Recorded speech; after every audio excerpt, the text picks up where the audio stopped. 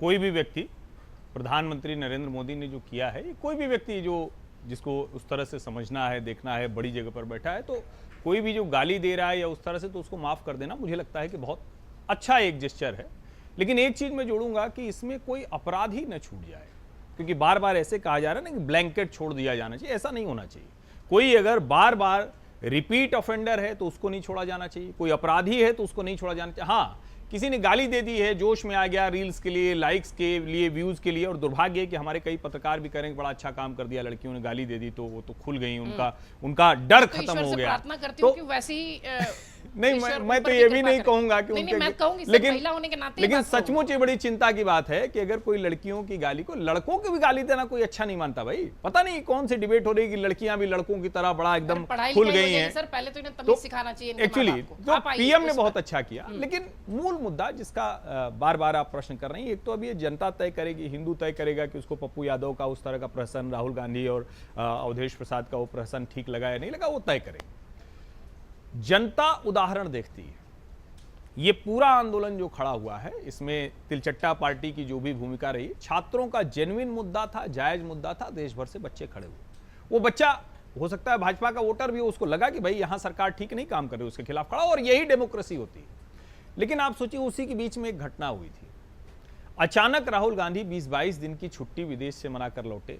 कहां थे ईश्वर जाने, और ठीक है, उनका अपना निजी अधिकार है, कुछ निजी कार्यों में रहे होंगे।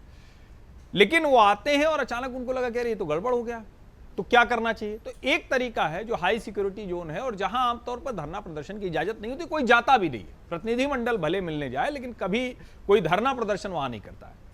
वो पहुंच गए वहां बिना बताए, पुलिस के हाथ पांव फूल गए हों क्योंकि हाई सिक्योरिटी जोन थी। नेता प्रतिपक्ष बैठ गया, मुख्यमंत्री बैठ गए, सांसद बैठ गए, और अपील की जाने लगी। ये देश के लोगों को ध्यान में आना चाहिए।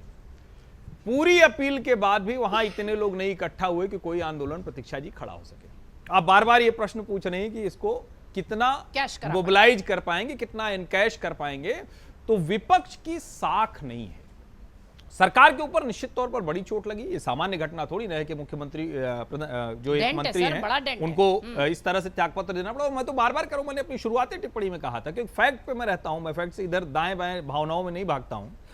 पहले दिन मैंने कहा कि त्यागपत्र देना चाहिए, जब बहुत से लोग कह रहे थे कि नहीं क्यों देना चाहिए, अब तो पेपर भी हो गया। लेकिन देर हुई, दबाव में आया।